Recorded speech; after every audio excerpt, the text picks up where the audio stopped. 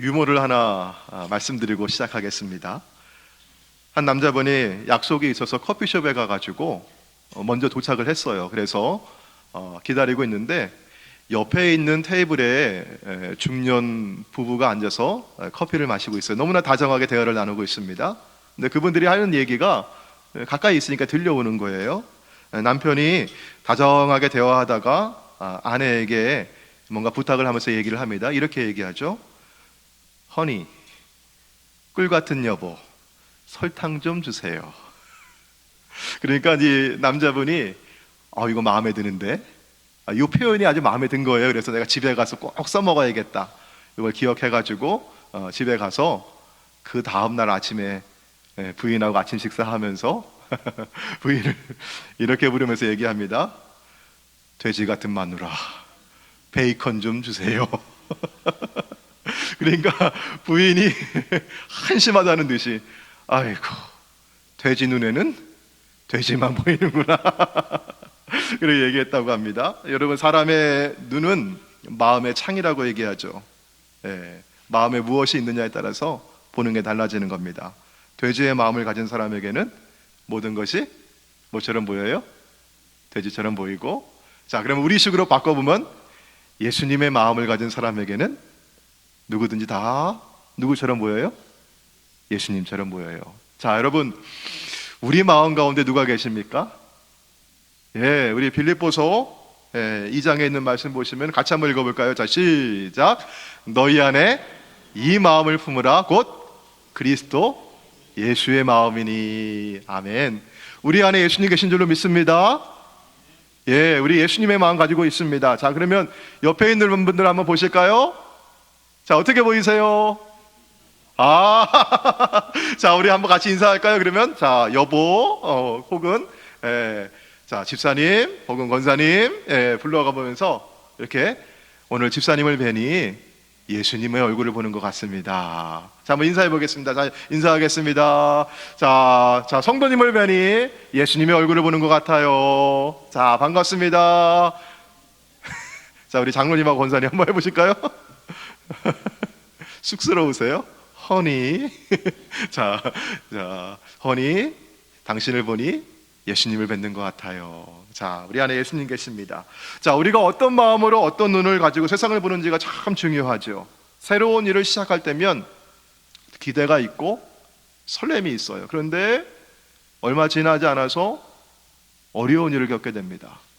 그래서 우리가 흔히 작심삼일이라고 하는 말을 하죠. 좋은 습관을 들이기 위해서 좋은 일을 시작을 했는데 이게 너무 어려워가지고 한 3일쯤 지나면 그만두련다, 이런 마음이 들어요. 자, 내가 보기에는 이 길로 가는 게 빠르고 안전한데 그쪽으로는 일이 잘 안 풀려요. 그리고 오히려 반대 방향으로 일이 흘러갈 때가 있습니다.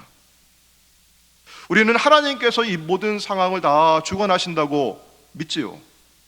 일이 잘 풀리지 않아도, 어려운 일을 만난다 할지라도 먼 길로 돌아가야 할 때에도 이 어려움과 이 장애, 이 문제를 하나님께서 우리 앞에 배열하신 하나님의 의도가 분명히 있다고 믿습니다.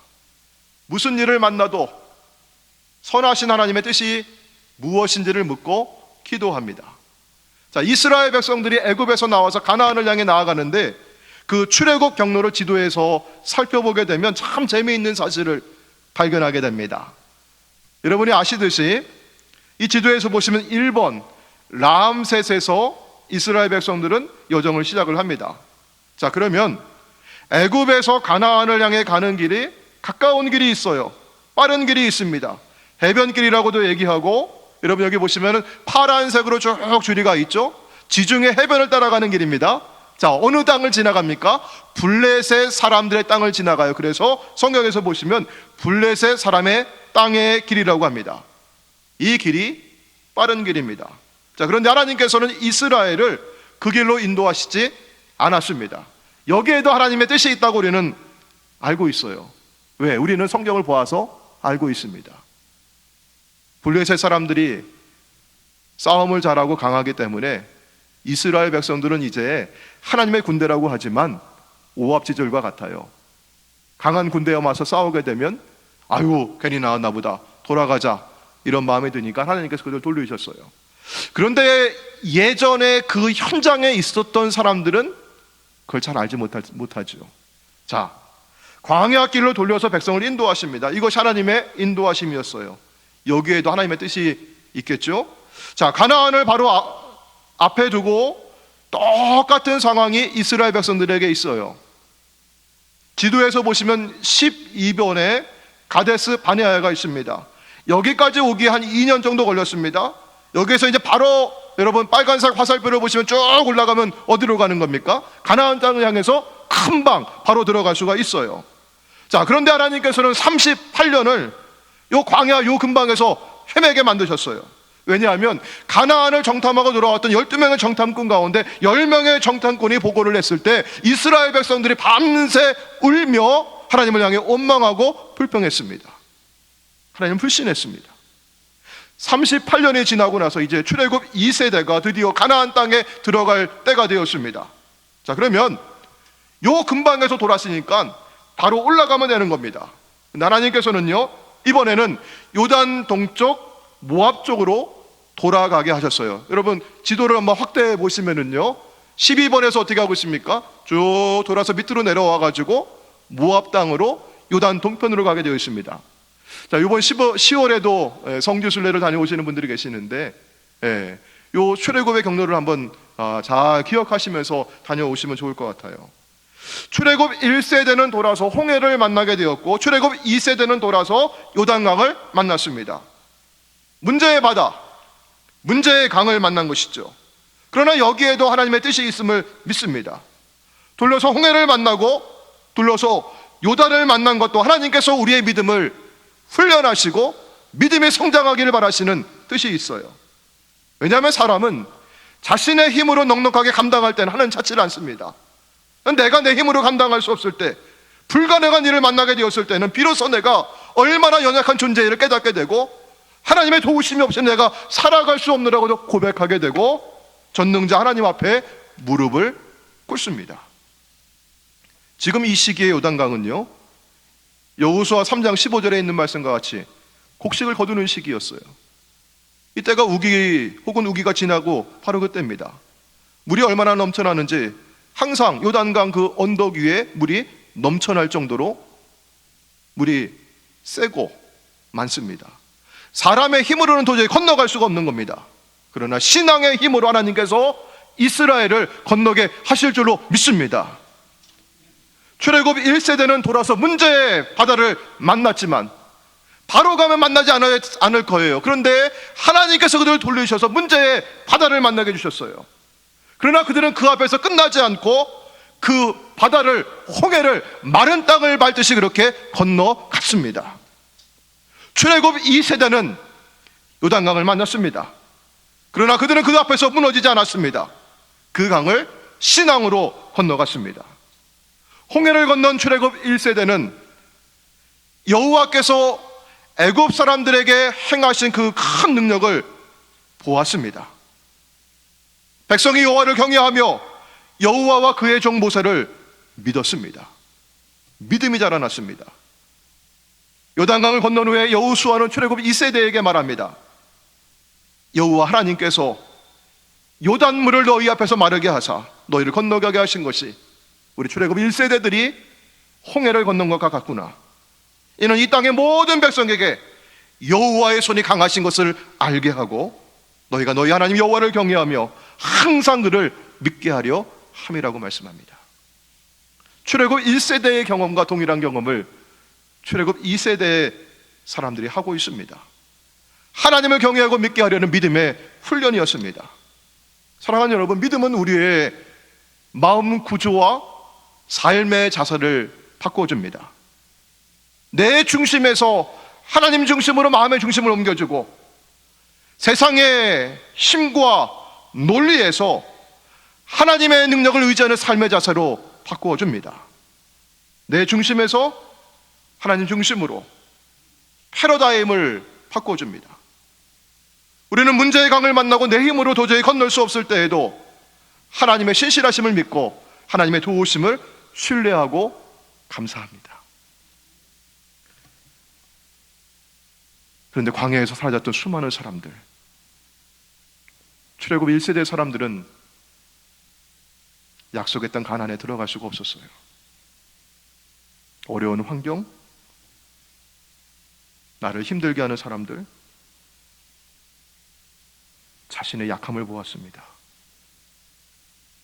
이들이 눈을 들어서 하늘을 바라보았다면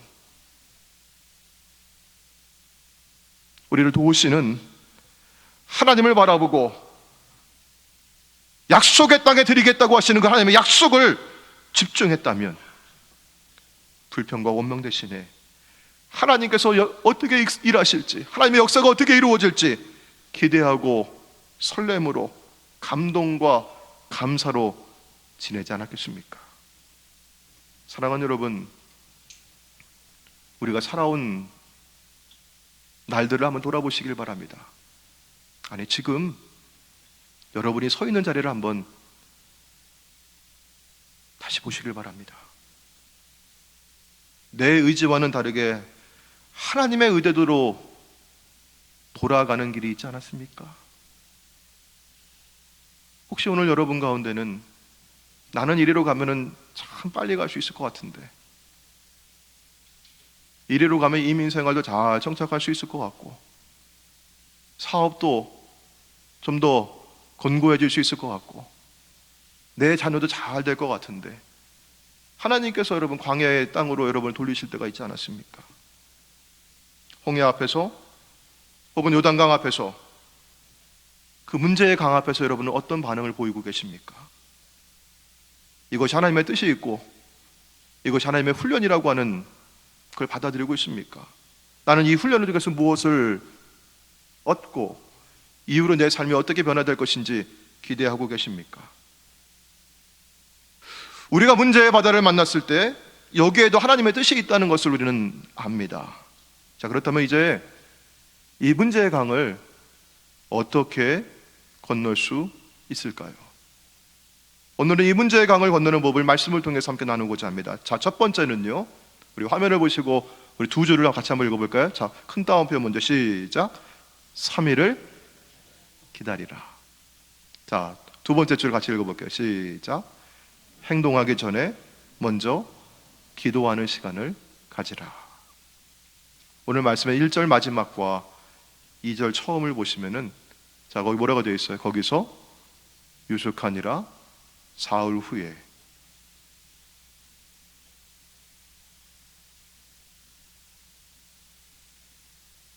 시딤에서 요단 강변에 이르러서 3일을 머물면서 기다렸습니다. 긴박한 정복 전쟁을 앞둔 상황에서 사흘 후에 명령을 내리고 있어요. 그 이유가 무엇이었을까? 여호수아의 마음을 한번 헤아려 봅니다. 200만이나 되는 사람들이 지금 나를 의지하고 함께하고 있는데, 그들을 이끌고 왔는데 도저히 사람의 힘으로는 건널 수 없는 강물이 앞에 있는 겁니다. 저는요, 200만 명이 아니라 미국에 처음 유학 올 때 아내와 아직 돌이 되지 않은 아들 하나를 데리고 왔어요. 아내와 그 어린 아이를 보면서 과연 잘 견뎌낼 수 있을까? 미국살이 잘 할 수 있을까? 공부는 마칠 수 있을까? 그런 마음이 들더라고요. 목회하면서 성도들의 얼굴을 바라볼 때마다, 기도할 때 여러분의 이름이 떠오르고 얼굴이 떠오를 때마다 잘 섬길 수 있을까? 지금 우리에게 있는 이 문제 잘 풀어낼 수 있을까? 이런 마음이 들더라고요. 무엇을 어떻게 해야 할지 앞이 막막할 때가 있습니다. 이게 지도자의 마음입니다. 위기가 왔을 때 우왕좌왕하고 마음을 다스리지 못하면 일을 그르치기 쉽고 실수하기가 쉽습니다. 이때 여호수아는요, 여기 가면 사람이 나를 도와줄 수 있겠지? 이 사람이면 이 문제를 해결하는 도움 되겠지? 인간적인 방법과 해결책을 찾지 아니하고 하나님의 음성을 기다렸습니다. 하나님의 말씀에 귀를 기울였습니다. 하나님이 주시는 때를 기다렸습니다. 영적 전쟁에서 우리가 밤낮 열심히 최선을 다하고 수고하는 것, 전투에 임하는 당연한 자세이죠. 그러나 큰 전쟁을 앞두고, 여러분이 어떤 큰 일을 앞두고 기다리는 시간, 묵상하는 시간, 주님의 음성을 듣는 시간, 자신을 돌아보는 시간, 기도하는 시간이 꼭 필요합니다. 바쁘고 일이 많은 것이 꼭 좋은 것만은 아닙니다. 사랑하는 여러분, 한 걸음만 뒤로 물러나면 좋겠습니다. 그러면 그렇게 크고 급하게 다가왔던 문제도 한 걸음 뒤로 물러나 보니까 사실은 이거 별거 아니었구나, 이런 마음이 들 때가 있어요. 인간관계가 아주 꼬여 있을 때에도 굉장히 크게 보이고 굉장히 힘겨운 문제인데 당장 꼬인 관계를 내가 풀어보겠다 달려들면 힘들지만 한 사흘만 뒤로 물러나 보셔요. 기도해 보세요. 이거 별거 아니었구나. 내가 그때 그거 잘못한 거였구나. 그게 보이는 것 같아요. 여러분, 이 기다림의 시간에 여호수아는 어떻게 했습니까? 기다림의 시간에 마냥 늘어져 있고 그냥 퍼져 있는 시간이 아닙니다. 우리 1절에 있는 말씀 보시면 여호수아가 아침에 일찍이 일어났다고 했어요. 아침에 일찍이 일어났다고 하는 것은 하나님 만나고 하나님의 음성을 듣고자 첫 시간을 주님께 드렸다고 하는 것입니다. 오늘 우리식으로 얘기하면은 새벽 기도회를 한 거예요. 영국의 감리교 평신도 설교자이고 중국의 선교사였던 허드선 테일리는요, 그가 늘 마음의 평안을 누리고 있다고, 행복하게 살아가고 있느라고 고생 많이 했지만, 선교사 얼마나 고생 많이 했겠어요 그때 당시에. 근데 내가 참 행복합니다. 그 비결이 무엇입니까 했을 때 이렇게 말씀했어요. 나의 헌신과 행복의 비결은 하루를 어떻게 시작하느냐에 달려 있습니다. 연주자는 음악회를 시작하기 전에 악기를 조율합니다. 음악회가 다 끝난 뒤 조율하는 것은 어리석은 일이겠지요. 나는 아침에 일찍 일어나면 하나님의 뜻에 내 생각을 맞추는 일부터 시작을 합니다. 그러면 하루가 보람되고 행복해집니다. 기도하는 시간은 우리 마음이 쉼을 얻는 시간입니다. 일상의 분주함을 뒤로하고 하나님과 대면하여 대화하다 보면 마음이 편안해지고 여유로워지고 쉼을 얻게 됩니다. 위로부터 하나님 주시는 생각이 있기 때문에 그래요.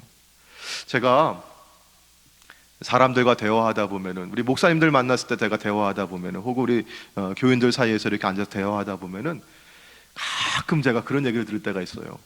목사님, 화나셨어요? 왜 그러냐면은 제가 인상이 험상궂고 목소리가 커서 그런 것 같아요. 저는 화가 난 게 아닌데 말을 하다 보면 목소리가 커가지고 목소리가 굵고 이게 좀 강해서 그런지 화가 났냐고 이렇게 물어보실 때가 있어요. 제가 성경을 읽다 보니까 모세는 온유함의 지면에 모든 사람보다 더하더라, 이런 말씀이 있거든요. 세상에 있는 모든 사람보다 모세가 굉장히 온유한 사람이었다는 거예요. 이분이 어떻게 그럴 수 있었지? 그런 궁금한 마음이 들었어요. 어떤 분이셨길래? 근데 모세는요, 성경에 보니까 마치 사람이 자기 친구하고 대화하듯이, 이야기하듯이, 여러분 우리 친구 만났을 때 얼마나 큰 소리 치면서 얘기할 거 없잖아요. 소곤소곤 얘기해도 다정하게 얘기하고 재미있게 얘기하고 마음이 편안하잖아요. 친구 만났을 때 오랜만에 만나가지고 하나님 만나서 대화하는 게 모세가 마치 그런 것 같아. 그렇게 설명하고 있어요. 그러니까 모세가 하나님과 만나 대화하면서 기도하면서 마음의 평안을 얻은 거예요.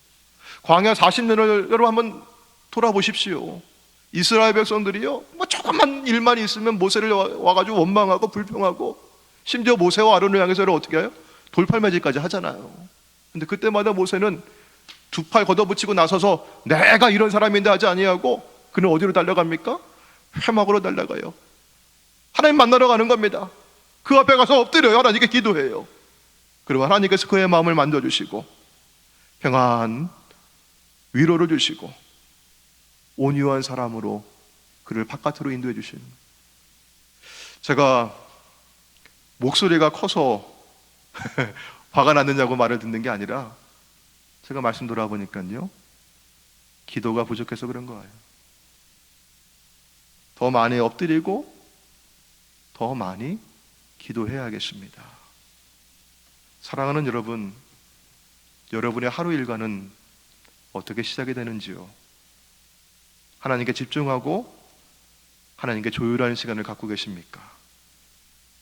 진정 나의 도움이 천지를 지으신 여호와에게서로다, 이런 고백을 하며 하루를 시작하십니까? 하루의 첫 시간을 하나님께 드리시길 바랍니다.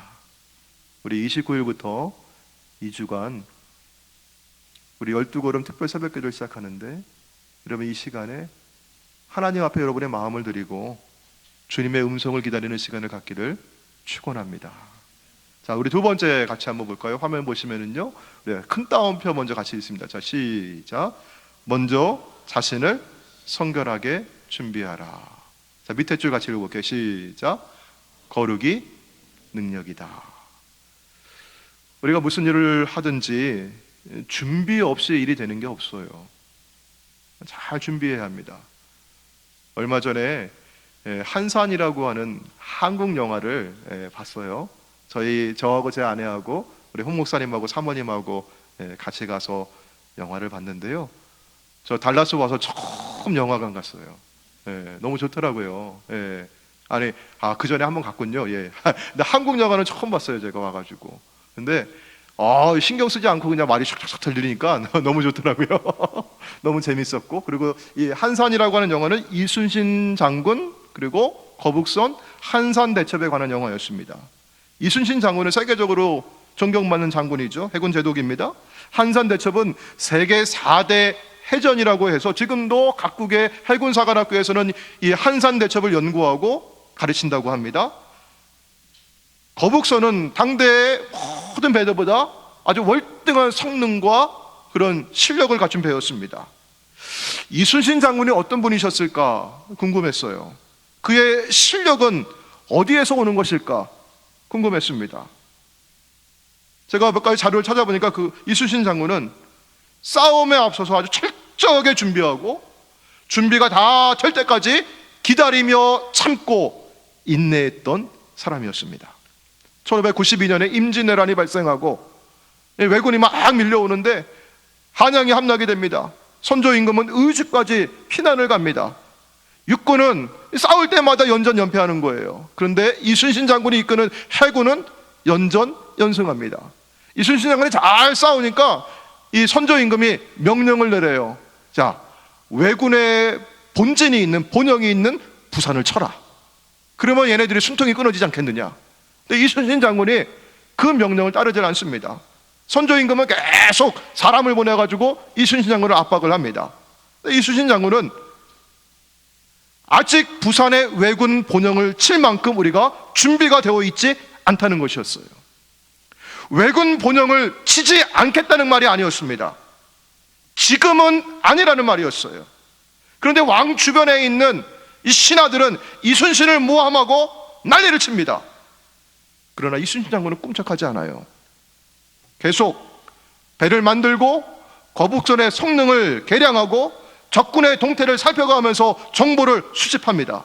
그리고 군사들을 훈련시킵니다. 실력을 키웠어요. 능력을 키웠습니다. 준비가 되지 않은 상태에서 적을 공격한다면 무고한 우리 병사들의 생명만 희생될 뿐이고 오히려 적을 이롭게 합니다. 이순신 장군은 긴급한 상황에서도 철저하게 준비하고 때를 기다릴 줄 아는 사람이었어요. 실력, 능력을 키웠습니다. 여러분, 우리 믿음의 사람들에게 우리의 능력은 무엇일까요? 우리 실력은 무엇일까요? 거룩의 능력입니다. 자, 오늘 말씀에 여호수아는 이스라엘 백성에게 우리 5절 말씀, 요단을 건너기 앞서 어떤 준비를 하라고 했죠? 자, 노란색 글씨만 같이 읽어볼까요? 자, 시작. 너희는 자신을 성결하게 하라. 다시 한번 읽어보세요. 시작. 너희는 자신을 성결하게 하라. 자, 그런데 여러분, 이 말이 이스라엘 사람들이 지금 요단물을 앞에 두고 있어요. 근데 이 시기에 요단물이 어땠다고 했죠? 그냥 쉽게 건너갈 수 있다고 했어요? 아니면 건너가기 어렵다고 그랬어요? 건너가기 어려워. 그러면 그 요단물 앞에서 여러분이 그 자리에 있었다면 어떤 걸 물어봤겠습니까? 어떤 대답을 듣기를 원하시겠습니까? 장군님, 여호수아님, 우리 어떻게 하면 여기 건너갈 수 있겠습니까? 이 빠른 급류를 헤쳐나갈 비법이 무엇입니까? 특별한 작전이나 기술이 있다면 알려주십시오. 우리가 강을 건너가는 실제적인 방법이 무엇입니까? 이런 질문하고 그런 거 듣고 싶어 하지 않았겠습니까? 우리 달라스 지역에 크리스찬 신문이 있는데요, 그 신문에서 설문조사를 해서 그 결과를 발표했어요. 어떤 걸 물었냐면은 설교에 관한 설문조사를 했던 겁니다. 그래, 목사인 저는, 설교자인 저는 얼마나 그게 관심이 있겠어요. 이 달라스 지역에 있는 성도들이 어떤 설교를 듣기를 원하시는가. 자, 47.5%가, 거의 절반이죠, 이렇게 대답을 했습니다. 삶에 적용할 수 있는 구체적인 예화를 담은 설교. 이 말이 무슨 뜻일까? 내가 가지고 있는 삶의 문제를 해결할 수 있는 구체적인, 내 삶에 적용할 수 있는 방법을 담은 설교. 저는 그렇게 읽히더라고요. 자, 그런데 여호수아의 말은 무엇이었습니까? 너희는 자신을 성결하게 하라.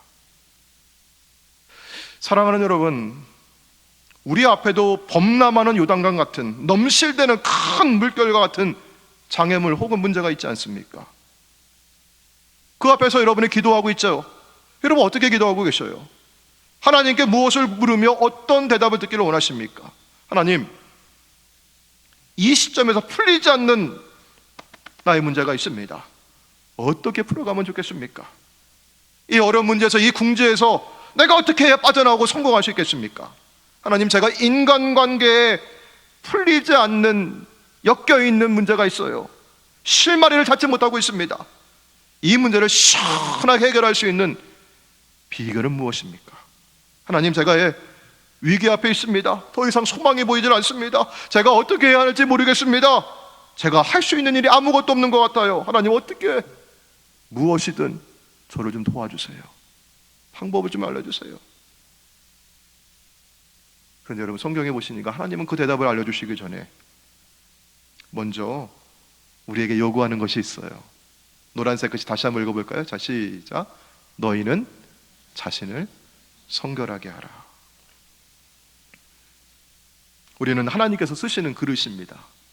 하나님은 큰 그릇도 쓰시고 작은 그릇도 쓰시고 번쩍번쩍 빛나는 금그릇도 쓰시고 은그릇도 쓰시고 질그릇과 나무그릇도 쓰십니다. 자, 그런데 뭐 어떤 재료냐, 이게 그릇이 어떤 재료냐, 얼마나 아름다운 모양을 갖고 있느냐, 얼마나 값이 나가느냐, 이게 문제가 아니라 하나님께서는 모든 그릇을 쓰실 수가 있는데 하나님이 쓰시지 않는 그릇이 있어요. 어떤 그릇일까요? 더러운 그릇은 쓰지 않으셔요. 하나님은 깨끗한 그릇을 쓰기를 원하셔요. 인생의 수많은 문제를 끌어안고 있는 우리가 묘안을 찾고 있을 때 주님은 우리에게 이 질문을 가지고 오셔서 도전하십니다. 야, 네가 가진 문제보다 더 근본적인 문제가 있다. 네 인간관계의 문제를 해결하고 싶으냐? 내 가정과 자녀의 문제에 실마리를 찾고 싶으냐? 내 인생의 문제를 두고 지금 고민하고 있느냐? 야, 근데 먼저 챙겨야 될 게 있다. 너 자신을 성결하게 해라. 거룩의 능력입니다. 어떤 큰 일을 시작할 때 문제가 꼬여서 앞이 막혀 있을 때, 두려움이 내게 찾아올 때에도 먼저 자신을 돌아보아서 회개하기를 원합니다. 남의 눈에 있는 티를 바라보기보다는 내 눈 안에 있는 들보를 바라보기를 원합니다. 자신의 마음을 살피고 성결하게 하여 주십시오. 그럼 막혔던 문제들이 풀려나갈 것입니다. 우리 삶의 여러 문제가 풀리고 질병이 떠나가고 아픔이 치유될 것입니다. 하나님께서 놀라운 기이한 일들을 행할 것입니다. 먼저 주님께서 쓰시기에 기뻐하시는 깨끗한 그릇 되기를 소망하십시오. 자, 그렇다면 우리가 어떻게 깨끗해질 수 있을까요? 많이 닦아내고 돌을 닦고 착한 일 많이 하면 되는 일일까요? 그러면 내 안에 있는 죄의 흔적들, 과거에 실수했던 것, 허물들, 그 자국들 내가 다 씻어낼 수 있을까요?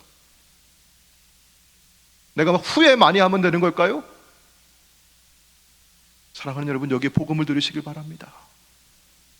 내가 하는 일이 아닙니다. 우리 이사야 1장 18절 말씀을 같이 한번 읽어볼까요? 자, 시작. 여호와께서 말씀하시되 오라 우리가 서로 변론하자. 너희의 죄가 추운 같을지라도 눈과 같이 희어질 것이요 진홍같이 붉을지라도 양털같이 희게 되리라. 주여, 하나님 이거 어떻게 되는 거예요? 어떻게 해서 내가 이렇게 희어질 수 있습니까? 우리 요한일서 1장 7절부터 9절에 있는 말씀 천천히 같이 한번 읽어보겠습니다. 자, 시작.